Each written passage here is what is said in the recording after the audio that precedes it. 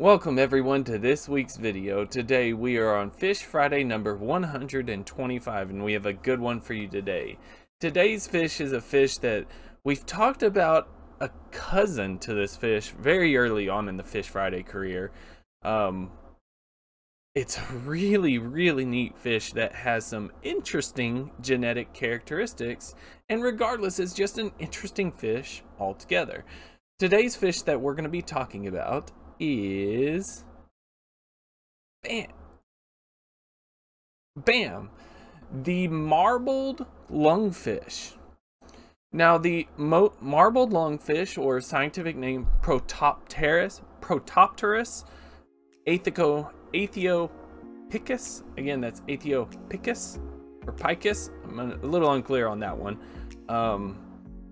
but Protopterus. It is part of the family Protopteridae, which is the family of African lungfish. There's not very many species of lungfish out there. I believe there are 6 species. 4 African, 1 in South America, and then 1 in Australia, I believe. But the marbled lungfish is one of the African lungfish. Earlier on in the Fish Friday career, and I want to say it was Fish Friday number 36 or so, we talked about the West African lungfish. Well, now we're talking about the marbled lungfish, which is just prettier, basically. It is native to the Eastern and Central Africa rivers. It's really known for the Nile and Congo rivers, but it's actually found in kind of plenty of others. It's definitely one of the more numerous species of lungfish in terms of population size. Definitely doing better than some others. In terms of habitat, they can be found in really a variety of habitat. Slow moving water, slightly fast moving water. I mean, they're not going to be living in rapids, but they can kind of live in a variety of habitats. And what's interesting about the lungfish, if you don't know, is they can actually live in many places that go dry for a portion of the year. So that allows them to have that extra habitat allocation to themselves. So they can go live in these rivers that just periodically go dry because of certain adaptations, which we'll definitely get into it. It is a large-ish fish. Definitely bigger than people think. They can reach lengths of up to 2 meters, which is about 6.6 feet. That's pretty large, and I couldn't really find any weights on the marbled lungfish, but I do know that they are heavy. These things are literally tubes of muscle. They are so incredibly strong. It would actually shock you how solid and strong these fish are. Just mind-boggling, actually. Body shape, they're very elongated, cylindrical, eel-like. We seem to be on an eel kick recently. Not gonna complain. They have this very large head up here, and as you can see, they're kind of a gray slate back. Here's another picture. This kind of gray slate with these dark splotches on the side, creating that sort of marbling pattern, or tiger or leopard patterning, which that's one of the reasons why it's actually called the leopard lungfish as well. Actually kind of, in my opinion, a very beautiful fish. Very beautiful. Another characteristic of the lungfish is they do have this very deep lateral line. It almost looks like it's been stitched in the side, but it got stitched too tight and it pulled the sides into it. That very deep lateral line seems to be a decent characteristic for lungfish. It does have this, if you look right here, you can tell there's the dorsal fin, which is the fin on the back, starts very far at the back, and it does go continuously through the caudal fin over to the anal fin. It is one continuous combined fin right there. And if you can't notice, if you didn't notice, the pectoral and the pelvic fins are very kind of elongated I call them thread-like, but during my research I found out that some people call them noodle-like. And ever since they were called noodle-like, well, now I just see spaghetti noodles coming out of the side of this tube of mussel. Yes, mussel tube, gentle. I can't unsee spaghetti noodles. Now this one actually has some wings on the noodles, but yeah, it's got noodles for arms. But a really, really cool adaptation. They do use those threads not only to feel and kind of walk along the bottom, but they do actually use them to help swim as well. These are okay swimmers. They're definitely not just like horrendous swimmers. I'm not going to say they're great by any means, but they are okay swimmers.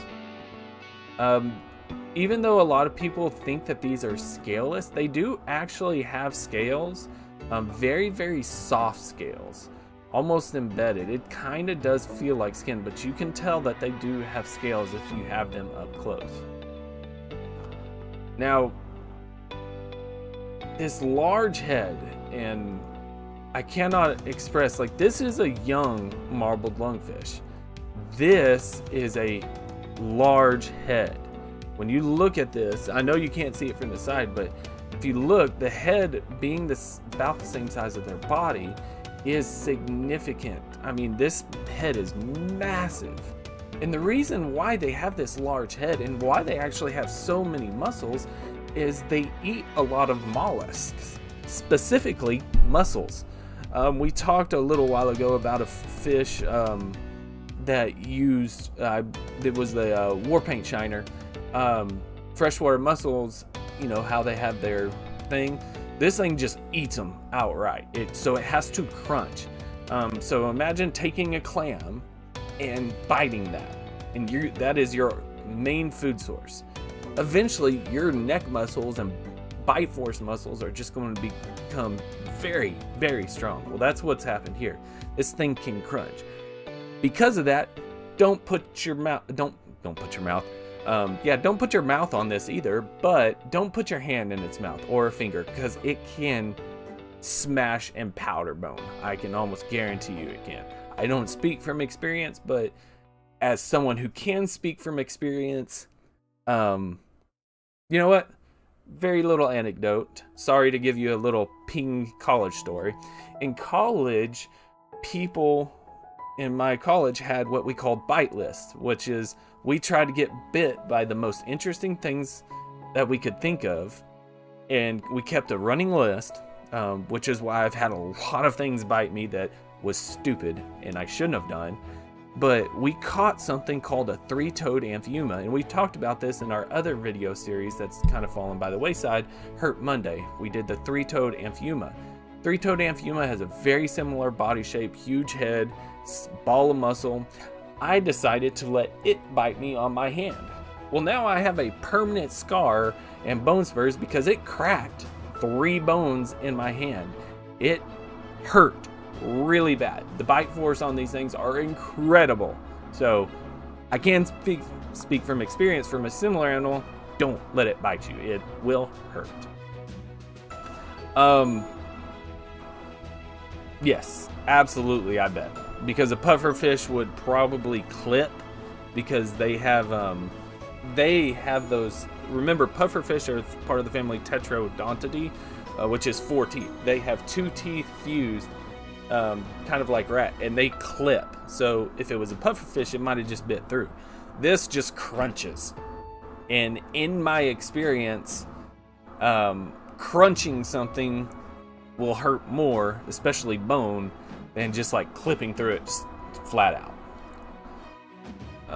Now, they do have lungs. These do have lungs. They are a very good sort of evolutionary segue from fish, water breathing to air breathing. We can go look at the other video. They can, the other video of the Western African lungfish, I believe I talk quite a bit more about how that lung works. But because of that lung, and remember, they can live in portions that are in things that are dry part of the year. The reason why they can is during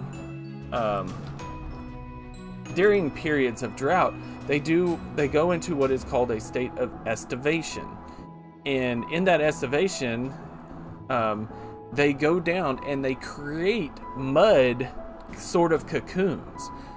They form an air bubble in the mud. They secrete a lot of mucus that seals the rest of it, slow their metabolism down, and they actually survive in these sort of little cocoons of mud. And they create little holes. You can see right here, that's actually a breathing hole. That allows them to continue breathing air. Because of these adaptations and because of how other lungfish are, it was actually believed a long time that marbled lungfish were obligate air breathers, meaning they had to breathe air to survive. However, there's been some research, not even recently, it came out in 2007, that actually suggested that the marbled lungfish is primarily aquatic respiration unless it has to do air. What I mean by that is, for the most part of its life, or not for the most part, if it's underwater, it does not need to come to the surface to breathe air. It will survive completely off their aquatic respiratory faculties. But when it goes dry, they very easily transition into that sort of air breathing. It's not a transition, they just have it, they have both stuff ready to go. Both of the organs and adaptations are ready to go to breathe whichever one they are primarily in. Which is actually really interesting when you think about how many fish were thought to be facultative air breathers. Turns out they're obligatory, and then obligate air breathers turned out to be more facultative than we thought. To me, that's pretty interesting. They are a heavily fished species. There is a lot of overfishing done for the marbled lungfish. Several tons of this fish is collected for anything from food to traditional medicines, which has led to some illegal trade on these. But that does pose a problem, which has to do with their actual reproduction. So when marbled lungfish reproduce, they dig a pit nest. So basically dig a small pit, then a female or multiple females will actually come and lay their eggs in that nest. Then the females leave, it's done. The male is who guards the nest. Most of your lungfish actually exhibit significant parental care, but it's strictly on the male side. The males will protect that nest for 8 weeks. And not only that, he actually goes up and will get air and breathe it into the nest. He continually puts air into the nest to allow for the eggs to survive. The eggs actually need that good oxygen content, and where these things live usually have poor oxygen content, so they breathe air into the nest to help these eggs survive. There was actually some research that was done. It was originally thought that they were reproduced only one time a year, but some research came out of Kenya that showed that the marbled lungfish actually reproduces pretty regularly throughout the year. But that research also suggested, and this is the reason why it's trouble, even though it's heavily fished and it seems like they may be able to reproduce pretty regularly, the issue is that marbled lungfish actually have very low reproductive efforts and don't reach maturity until the age of 3 years. So it does take time for these fish to reproduce, and there's multiple instances that we've talked about in Fish Friday where fish that take a bit longer to mature and don't have high successful reproductory efforts usually get in trouble, especially when they're overfished. This is a prime example of that. So please just do it. Just be aware. And now, they can be found in the aquarium trade. It's a little difficult to find. And there's actually some places that you can get them that are good aquarium trade practices. So I'm not going to say don't have these. If you have these, just be aware that they can bite. Be careful. They can crack your tank. So just be aware of what you have. Be knowledgeable about what you have. But now for the interesting fact that we're going to end the video on. It's crazy, mind-blowing to me. This animal right here has 133 billion base pairs in its DNA. If you are not a geneticist, you are thinking, ping, that means nothing. I should also mention, by the way, before I get into farther that, this is bad content creation right here. This is what a baby West African lungfish has. They do have gills, if you think like newts, baby newts that have these very external branch gills. That's how the marbled lungfish actually has as well for the very beginning of its life. Then they just lose those gills very quickly. But now, okay, sorry about that. At 133 billion base pairs, that means nothing to most people out there. Maybe if you're a geneticist. To compare, humans in our DNA have 6 billion base pairs. So think about that. 133 billion, 6 billion.